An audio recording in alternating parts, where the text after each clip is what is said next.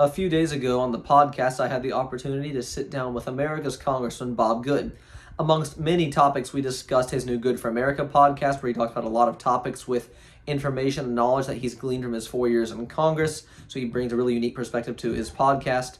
We talked about the big beautiful bill, or as he calls it, the big ugly bill. We talked about the immigration situation going on in America. Should there be an immigration moratorium? We talked about the Israel-Iran war and even more. So it's a very interesting, informative, and insightful episode, and I think you're going to like it. So stay tuned. Here it comes. America is no longer one nation under God. Are you ready to fight for revival? Well, then you've come to the right place. Welcome to Fight and Revive with Adam Boyer.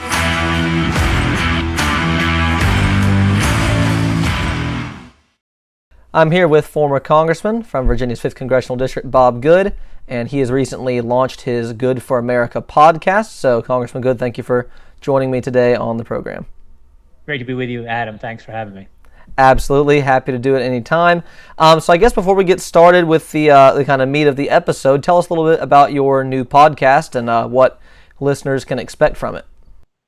I've been encouraged for the past couple of years by friends and staff and supporters that, hey, you ought to start a podcast. Everybody's got a podcast now. You ought to do a podcast. You've got a voice that needs to be heard, and your strong positions and your conservative resume would be a great fit for a podcast. But it was really felt overwhelming to try to do that while I was still in Congress, and so began to think more seriously about it the last few months after I left D.C. in January, and launched it, I guess, about 3 weeks ago now. We've recorded about, I think it's 5 podcasts so far. We'll be releasing our 6th podcast here soon, and primarily focused on the political issues, what's happening in D.C., what Congress is doing or isn't doing, or what they should be doing, cultural issues, and the news of the day. Gotcha. Very good. Yeah, well, I've been listening to the first several episodes of it, and it's great so far. You've mostly tackled Israel, immigration, national debt, stuff like that we'll be talking about today. At the time of recording this, it's Sunday, June 22nd, and the news just came around yesterday, with the news of America, under the direction of President Trump, obviously, bombing Iran and taking out a couple of their key nuclear facilities. So you're probably more well-versed on the happenings of this latest strike than I. So if you would like to give any additional context as to what has actually just happened, please feel free to do so. Well, Israel has done an incredible job of, frankly, overwhelming Iran over these past, now, I guess, week and a half or so. I don't think many would have predicted that Israel would be so successful and that Iran would be exposed for being as weak and as vulnerable as they are. You know, we've heard about Iran for decades now, the number one sponsor of terrorism in the world, the big bully in the Middle East, has threatened the very existence of Israel and the United States, quite frankly, and has operated through many of its proxies, Hezbollah, Hamas, the Houthis, and so forth. And Israel has done just an incredible job of overwhelming Iran, achieving air superiority so quickly, flying almost unrestricted over the skies of Iran. Taken out, we talk a lot about taking out Soleimani back in the Trump administration, and Israel's eliminated about a dozen of those kind of military and terrorist leaders in Iran, along with several nuclear scientists. And Israel was doing an effective job on their own. I think Israel is the toughest nation in the world, pound for pound. Their intelligence agency, Mossad, is quite impressive. Their on-the-ground commando units in Iran, the way that they were launching drones from within the country of Iran, just an incredible job they were doing. And, this was long in the making, long in the planning stages by Israel, going back years, and has been being executed almost flawlessly before the U.S. even engaged. And so then, of course, the reports were that the U.S. is the only nation in the world that has the ability to go even deeper into the bunkers, to where these primary nuclear sites or materials are being stored in these facilities are. And so the president decided to go ahead and bomb those 3 sites in particular, as you referenced yesterday. Okay, gotcha. So the reason basically that America is doing this rather than, a lot of what I've heard from on our side of the aisle, the more isolationist part of the side of our aisle, I guess what I've heard is, well, if Israel's doing such a great job so far with bombing Iran and destroying, and being very precise in their targets and destroying a lot of Iran's, their top leaders and various sites, why couldn't they go ahead and just destroy these nuclear facilities? And you're saying it's because America is literally the only country in the world that we know of that has the technology and the resources to be able to do so. Yeah, these particularly powerful bunker bombs, they're like some 30,000 pounds. The reports are the United States is the only military that has planes capable of carrying those bombs and deploying those bombs, which have never been used in combat before until the U.S. implemented them yesterday. And, yes, there's been obviously debate and discussion going into this, whether or not the U.S. should get involved actively. I'm a big proponent of the U.S. supporting Israel for a number of reasons, both strategic, both in terms of what we get from that American-Israeli relationship. I definitely believe Israel is fighting our mutual enemies. Every enemy of Israel is an enemy of the United States. And Israel's willingness to confront them over there and to defeat them over there helps reduce the likelihood that we're going to have to fight them over here. Israel weakening Hamas and Hezbollah, particularly over the last year and a half since the October 7 attack, kept them on the sidelines when they attacked Iran. It also, when Syria fell, Hezbollah and Hamas couldn't step into the vacuum that was created and exploit that because of what Israel had done to weaken them, and frankly, what Israel did to capitalize and take advantage of the fall of Syria in terms of reducing some of the military threat to them from what was there in place in Syria. So I think the U.S. gets more than it gives. That's not really published. That's not really the common narrative. I think the U.S. gets more than it gives from Israel. They are, I believe, our number one ally in the world. I think only England and Israel are the real true allies that seem to stand by us through thick and thin. Mm-hmm. I also believe in the biblical principle of, that God said he will bless those who bless Israel and curse those who curse Israel. And I'm going to be on the right side of that blessing and want the United States to be a supporter of Israel. This is the promised land, going back to the Abrahamic covenant back in Genesis that was promised to Israel as God's chosen people. So again, I want to see us support Israel. Now, that said, there was obviously disagreement. Should the U.S. actually engage directly? Should the U.S. actually participate in this? There's the fear of escalation or elevation of the conflict. What would China do? What would North Korea do? What would Russia do? But I would say now the decision has been made.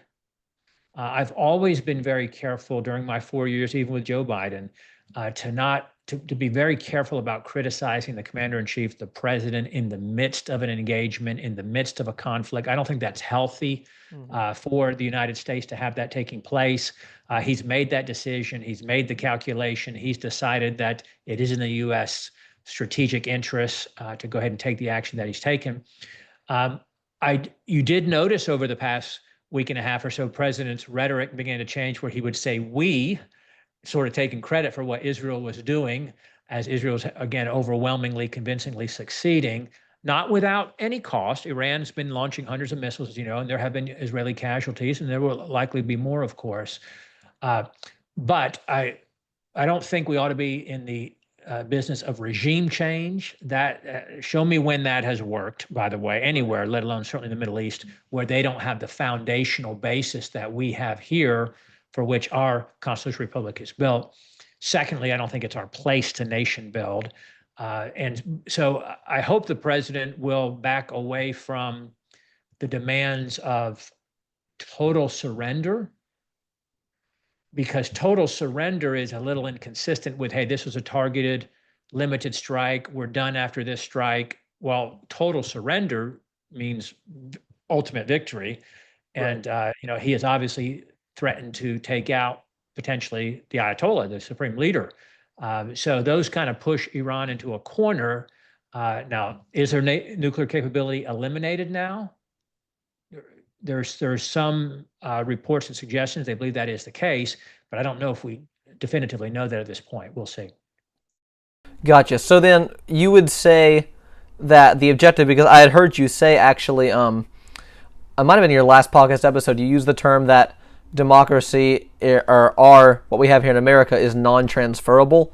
And I loved the way you said that, because like you pointed out, regime change, a third country coming in and forcing a new style of governance to the opponent of their ally has never worked, and there's no reason it would, because the Iranian people, if they organically force a regime change, of course that's an entirely different thing, but until they show that they want that and are willing to build a what we would call a democracy or some semblance of it, then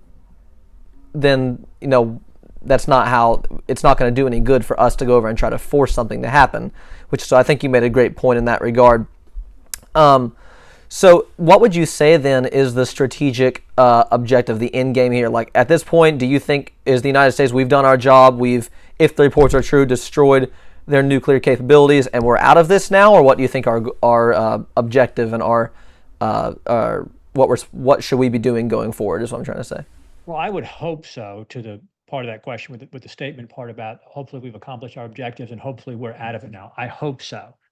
I hope and pray that in time, history will confirm that this was the right decision by President Trump, that Iran is irreparably weakened, irreparably diminished in terms of its threat to the world, to the region, obviously most specifically the United States from our concern, as well as our friend Israel.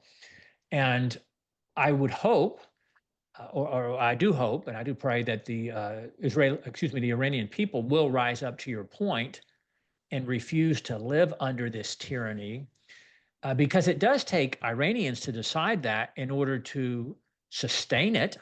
To your point, if another country, the U.S. or whomever, is trying to implement regime change, setting aside the fact that I don't think it could be effective, and you can't effectively do that in another country. But then if you did, you have to maintain a presence indefinitely to sustain it. And once you invest blood and treasure to establish something, then you never want to leave, because you don't want to let it go back to what it was, because you've invested all this blood and treasure to try to implement this change. We saw that in 20 years in Afghanistan and Iraq. And George W. Bush, when he ran in 2000, he ran talking about that we shouldn't be engaged in nation building. He was criticizing the Clinton administration, which he succeeded. And then he engaged in that very thing after 9/11. Instead of just going in and eliminating the threat that Al-Qaeda and the Taliban presented in Afghanistan, and whatever the threat that Saddam Hussein, setting aside debate what the real threat really was, but whatever threat we thought existed, where there were supposed to be chemical weapons and weapons of mass destruction and so forth, eliminate that threat, but not stay there and try to create a democracy or a republic or whatever it might be.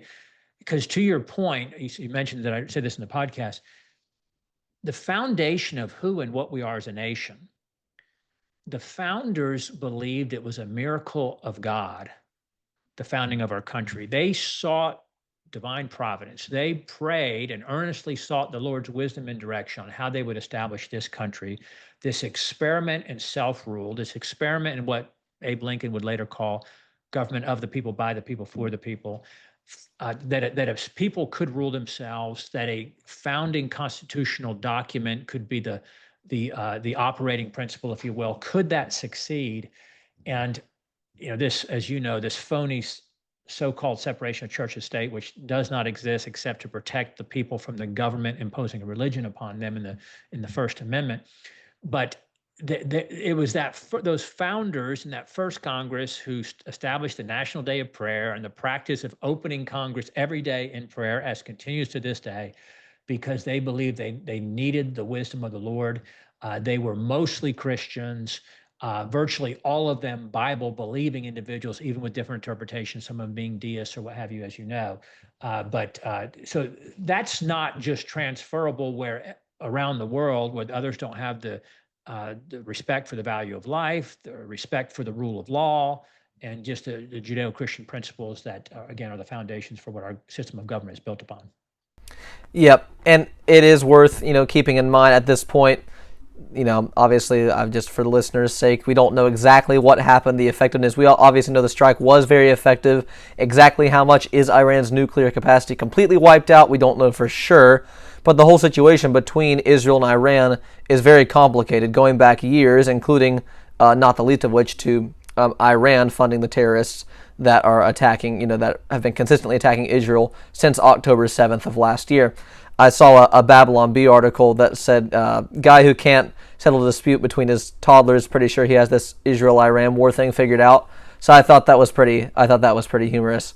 So it's worth noting there's a lot of complexity to the issue, and we'll probably get some more clarity as the days continue to go forward from this event, and we continue to get more information about it. So, in the interest of time, I'm going to move on from that a little bit, trying to transition here.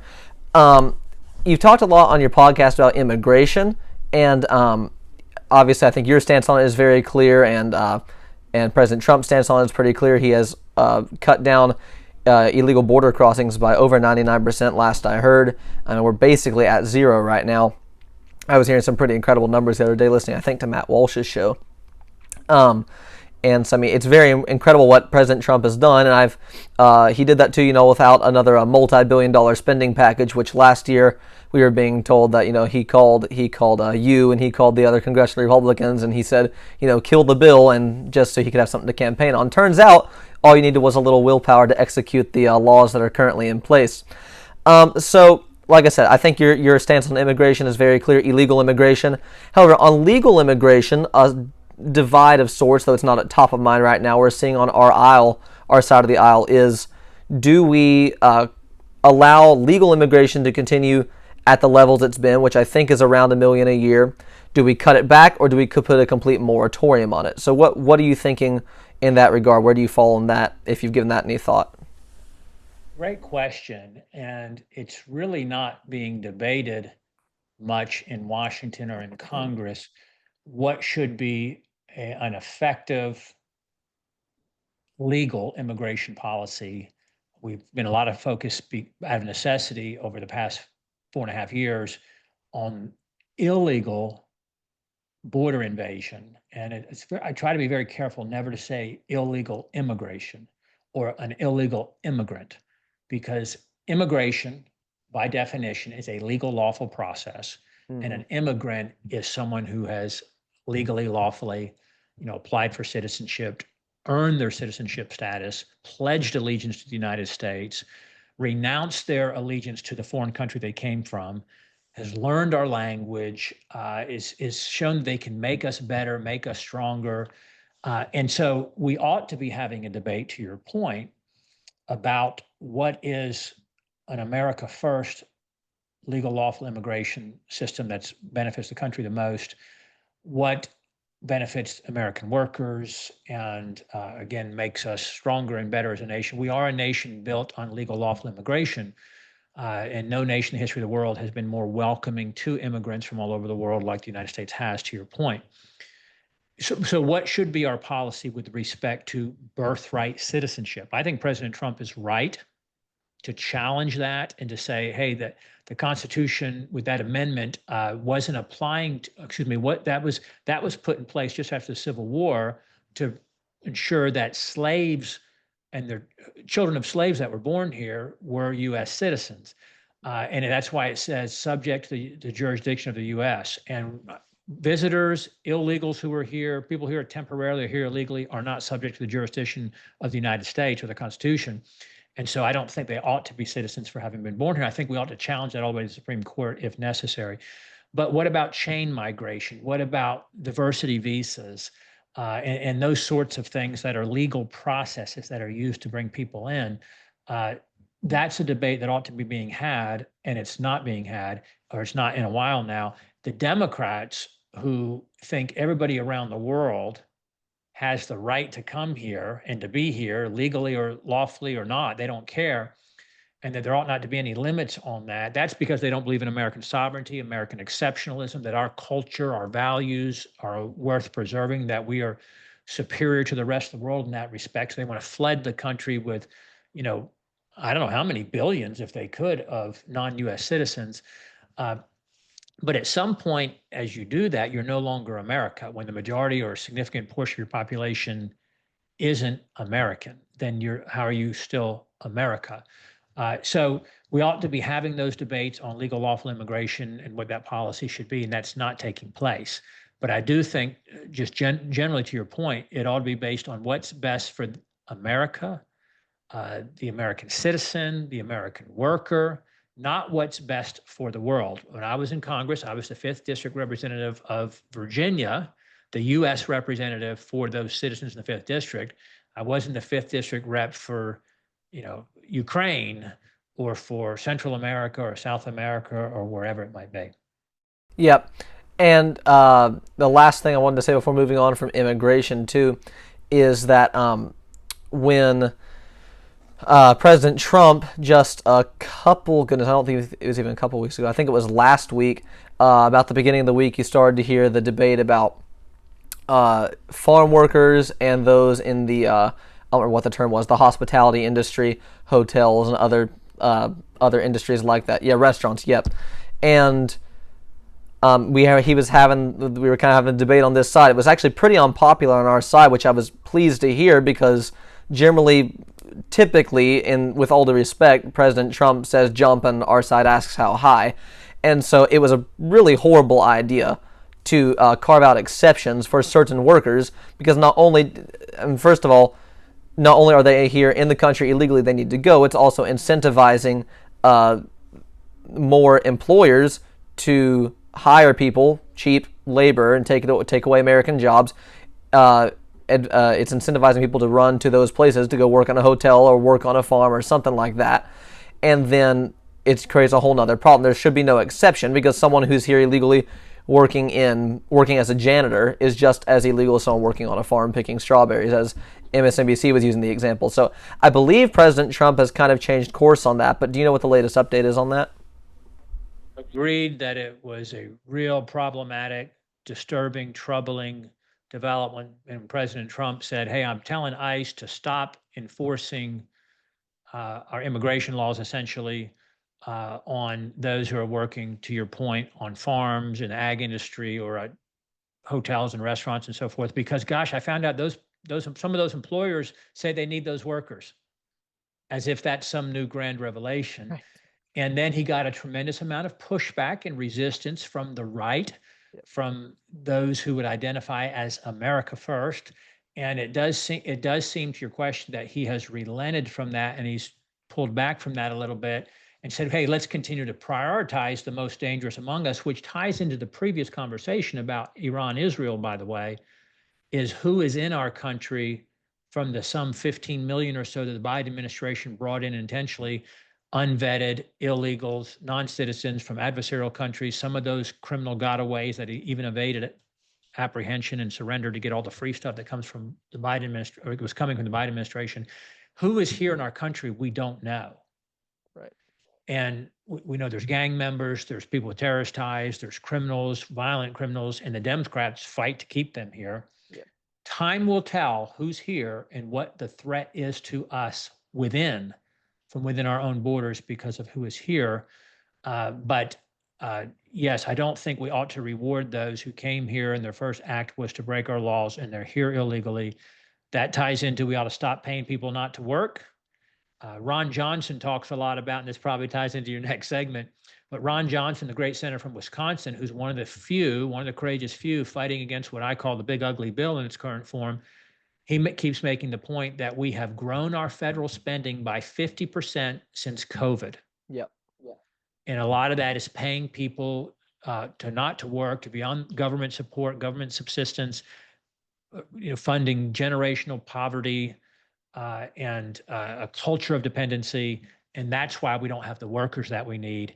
And so therefore, many employers are turning to illegals. Yeah, and it's worth noting, too, that knowingly employing someone who's here in the country illegally is also illegal. So I think there's absolutely that should be looked at as well. These people should be looked at for if they're knowingly lobbying President Trump to allow them to keep hiring illegal immigration. I mean, illegal immigrants. They're pretty well confessing that they're doing it knowingly. So that's also an interesting point. But to your point, too, right before we get on to our last topic, about, again, he received a tremendous amount of pushback from our side, which I'd like to see because that's what you need.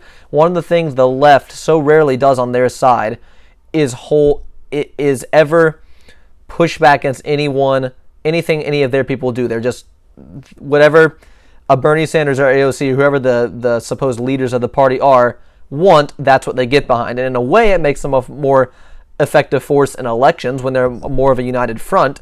But it also inhibits their ability to govern because they're not accountable to their own base. And President Trump, say whatever you want about him, but he has an incredibly responsive administration to the pressure of the people of his base, which is why I think it's so important that not even just the conservative commentators, but also just those of us, your average everyday Joe, let his opinion be made known, to his congressman, to his senator, even to the president, social media, whatever. And right before we get on to our last topic, because this kind of ties in, I did hear you say, and I'm just interested to hear what you meant by it. On one of your episodes, you mentioned to that point, there is a part of conservative media that you call the Trump first media, and I'm interested to know what you meant by that. Yeah, it's concerning, no matter who it is, that anytime the media is, in this case, I'm saying Trump first media, there's a lot of so-called conservative media that seem to circle the wagons and defend President Trump irrespective of what he does, and to choose not to report on something that might be controversial to the base, to the so-called MAGA movement or the America First movement, or to traditional conservatives. Sometimes they just won't even report on it, or they'll, no matter what it is, they will spin it to defend President Trump, even if it's hypocritical to their previous positions or contradicts their previous positions. And what I've spoken to in one of my most recent podcasts, to your point, is that no individual should be given carte blanche approval and support on a blind basis, irrespective of what they do. It's our responsibility to hold our leaders accountable. And you can't have, what insert anyone else's name for President Trump, but use President Trump as an example, that if President Trump does or says it, that means it's constitutional. If President Trump does or says it, that means it's America first. If President Trump does or says it, that means it's conservative. If President Trump does or says it, that means it's right. We shouldn't ascribe that to anyone just because of who they are. We ought to challenge and test, confront in the right way our leaders when they're wrong, if we believe that they're wrong, or if we think they're being inconsistent or they're making a wrong decision. Again, I think it's important to try to be united in foreign conflict with the commander-in-chief as he deals with other nations. And I think it weakens us if we're criticizing and attacking that when it's happening. Sometimes things have to be evaluated afterwards, and we hope and pray that they work out in the best interest of the United States when action is taken by the president. But yeah, sometimes I call them Trump first media seems to just parrot the talking points of the current White House and the current president, even if it's inconsistent or hypocritical or contradicts previously held positions. Yeah, and thankfully thus far, I know I've been very impressed by Trump's second term, and I'm sure you've been as well. And I'm glad that for the most part, what we're hearing is good news. But you make a very valid point as well, which is that no matter who the person is, like you said, it could be President Trump, it could be Ron DeSantis, it could be Ted Cruz. It doesn't matter. Any political figure, anyone in the public spotlight deserves to be challenged on their positions and held to public scrutiny. So with a couple minutes we have left, I do want to touch on the big beautiful bill, as it's been dubbed, or the big ugly bill, as I would say more appropriately call it. So basically, if you can give us like a minute or two rundown of this, why is this bill being introduced in Congress? Obviously, it's a funding bill, but what is it funding? And what, in your mind, are the main couple of problems with it? I know it's a big question. I'm trying to be as quick and as concise as I can be on it. We have a debt crisis, a fiscal crisis in the country, which is unsustainable, and it's an existential threat. We have $37 trillion in debt. We have as much debt to our GDP or our economy. Our economy is about $25 trillion. I mean, all the goods and services that we produce as a country, about $25 trillion on an annual basis. We've got $37 trillion in debt. We haven't had that level of debt since World War II. So if, God forbid, but the Iranian conflict were to blow up into World War III and we're having to fund a huge, massive war, how would we do that at the level we would need to if you came into it with the debt that we have now? And so both parties have been guilty. The debt has basically doubled since President Trump's first term. President Trump grew the debt about $8 trillion, and Biden grew it by about $8 trillion. Yes, for President Trump, some of that certainly was attributed to COVID, but he wasn't doing a good job on spending in his first term. Biden was even worse. And so the debt which was about 20 trillion at the start of President Trump's first term, is again 37 trillion now. We're on track for 60 trillion in 10 years. We're running a deficit of 2 trillion a year, meaning we spend more than we take in revenue by about 2 trillion a year. And the summation on the big ugly bill, as I call it, it's more about what it doesn't do than what it does.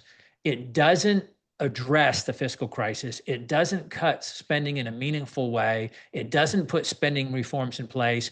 It's estimated that it'll increase the debt 3 or 4 trillion over the 10-year bill, over the 10-year period, more than it would increase if the bill wasn't passed, meaning we're already going to increase it by 20 trillion, 20, 25 trillion, and it adds, some estimates are 2 trillion, some are 4 trillion, let's just say $3 trillion.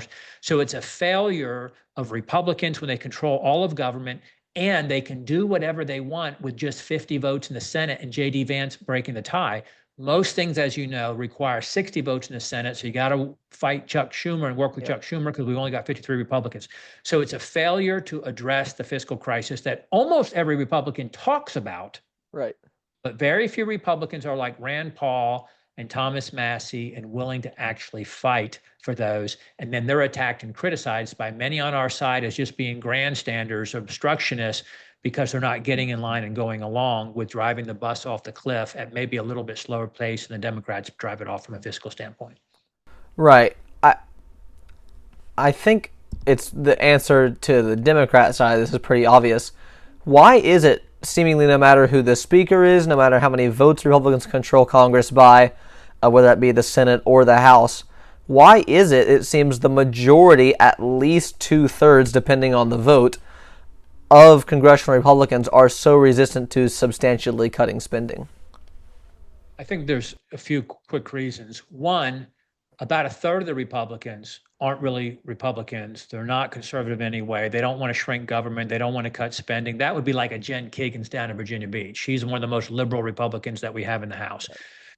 Then you got another third, 70, 75 of the 220 that make up the Republican House who are just there to be there. They want to get reelected. They want to get the committee assignments they want, the campaign donations. They don't want to do anything risky. They don't want to take any chances. They totally subordinate to leadership, and they don't want to make any waves. And they never want to risk any consequence to themselves. They have no courage and no principle, even if they're not hyper liberal like the other third. And then, frankly, we as constituents, we as citizens are not putting pressure on them and demanding you cut spending, you shrink government, you deal with the debt, or we will vote you out. No, we vote for Republicans or so-called Republicans repeatedly just because, well, we can't have a Democrat. Well, they're not as bad as a Democrat. And hey, we should just be united in increasing spending, united in growing government, united in exploding the deficit. Let's just be united. How many people say that about Republicans? And then the president is not putting pressure on Republicans in Congress to cut spending. Matter of fact, he's threatening them if they're holding up what he calls the big, beautiful bill over spending cuts or spending reforms. He's basically saying, just pass the bill. I want my tax cuts. I want the debt limit increased so that we can spend more and not have the limit keep us from doing that. And just, hey, it'd be great if you can cut spending, but whatever you do, just pass the bill. It doesn't matter because I want the bill passed. So there's not appropriate pressure or consequence on them for doing the right thing. And they just keep getting reelected, which is the number one priority, even though they grow the debt and keep spending. So you hear, you've seen after it passed the House, I'm sure several of the House, I'm sure many more than I saw, of the House Republicans put out their little informational flyers or whatever on social media talking about the areas of the bill that cut spending while conveniently leaving out, everything else. Does this bill actually cut spending at all in any substantial way? Now, the bill is still in flux, as you know. We don't have a final version on it. Right. But the first version that the Republicans brought in the House had virtually no spending cuts. So the leadership, the speaker, the committee chairs, and so forth, President Trump, they were fine with not cutting spending at all. And the Freedom Caucus threw a fit and said, we're not voting for it, we're not supporting it. And they fought for about $1.5 trillion in spending cuts. 1.5 trillion. And so they're crowing now saying, oh, look, this is historic, 1.5 trillion in spending cuts. But over 10 years, that's 150 billion a year. when we have a $2 trillion deficit every year, Yep. and most of the spending cuts are backloaded towards the end of the bill. So future Congresses who don't want to do unpopular things can come back in years, 3, 4, 5, 6, whatever, over this 10-year bill and just not keep the spending cuts in place. They put the tax cuts, on the other hand, front loaded. Those happen first. The goodies, the benefits, the nice things that people want. And I want the tax cuts too. I want those to be made permanent. So there's some good things in there, but they don't want to eat their vegetables and they don't want to do anything that's unpopular. And so the Freedom Caucus had to fight hard just to get $1.5 trillion in spending cuts over 10 years. But the tax cuts far exceed the spending cuts. And that's how you end up with the net cost increase over the 10 years of about $3 trillion, because the tax cuts are somewhere in the range of $4.5 trillion. Now, again, it doesn't mean over 10 years the debt goes up $3 trillion. It means it goes up $3 trillion more than it would if the bill wasn't implemented, but it's already going up $2 trillion a year. Gotcha. Yeah. Now, to end here, I want to ask, for anyone who may not already know, kind of a three-pronged sort of question that all has to do, all very closely related. First of all, just very basically, what even is, we keep talking about the debt, our country's national debt. What is that? Like, who do we owe it to? What kind of debt? Is it like a student loan debt or a car note debt, or is it that, or do we owe it to a country, to people? How does that work? Number two, is there a way to actually pay off the debt practically? And if so, why is that not happening? And lastly, does it actually have to be paid while we're the most powerful country on earth? On the first one, quite simply, when you spend more than you take in our case, we take in about $5 trillion a year in tax revenue from the American people, and we spend $7 trillion. So each year we're adding to the debt about $2 trillion. So we're borrowing more, borrowing money to cover that, which we're spending more than we take in revenue. The accumulated debt, we first hit $1 trillion in around 1980. Took us about 200 years from the country was founded to get to $1 trillion. And now we're at 37 trillion. The debt doubled in the last 10 years. If it doubles again in 10 years, we're going to be at 75 trillion, which I would suggest it probably will at the current pace. So the debt is what we owe. Now, to your point, who do we owe it to? We owe it to those who buy the debt, to investors, those who buy treasury notes or treasury bills. There's other countries who are buying our debt and lending us money. So the Treasury Department issues debt or bonds or notes or treasury bills to borrow the money. They can also print money, which causes more inflation, by the way. So if we didn't pay the debt, that was what would be a collapse or a default, if you will, because so much of our financial system, our economy, and so forth, the value of the dollar is based on the security of the U.S. debt, the full faith and credit of the U.S. government, that we honor our debts, that we meet our obligations. Other countries have collapsed financially with great consequence. That would be just devastating to our country. But we're paying about $1 trillion in interest on the debt. So like you say, okay, federal government, I'm going to buy or invest, $1,000 in a treasury note, a treasury bill, and your U.S. government's going to pay me 10% interest on it. So I'm going to get $1,100 back for giving the U.S., lending the U.S. $1,000 basically to fund the government. If you're only going to do that if you're promised an interest rate of return, and you're going to want more of an interest rate of return based on how risky the debt is, how confident you're going to get a payback on that. Well, as our debt goes up and our credit rating goes down, it makes our debt more risky to investors, and that causes higher interest rates. Yes, we can pay it back, but what you've got to do is slowly begin to spend less than you take in. If you can grow the economy, and I think President Trump's bill is going to do that, do pro-growth, strong